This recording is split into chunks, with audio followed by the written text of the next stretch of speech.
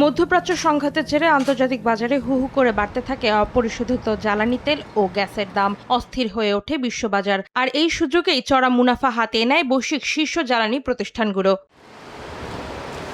চলতি বছরের দ্বিতীয় প্রান্তিকে বড় ধরনের আর্থিক মুনাফার মুখ দেখেছে ব্রিটিশ পেট্রোলিয়াম বা বিপি। মঙ্গলবার প্রকাশিত প্রতিবেদন অনুযায়ী কোম্পানিটির নিট মুনাফা দাঁড়িয়েছে $573 কোটি, যা গেল বছরের একই প্রান্তিকের তুলনায় দ্বিগুণেরও বেশি।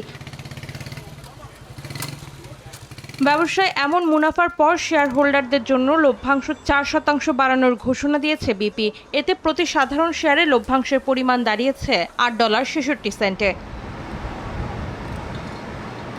এদিকে বিশ্বের সবচেয়ে বড় তেল রপ্তানিকারক প্রতিষ্ঠান সৌদি আরামকো জানিয়েছে, চলতি বছরের দ্বিতীয় প্রান্তিকে তাদের নিট মুনাফা বেড়েছে 44%। 30 জুন পর্যন্ত 3 মাসে কোম্পানিটির মুনাফা হয়েছে $3,269 কোটি, যা এক বছর আগে ছিল $2,267 কোটি।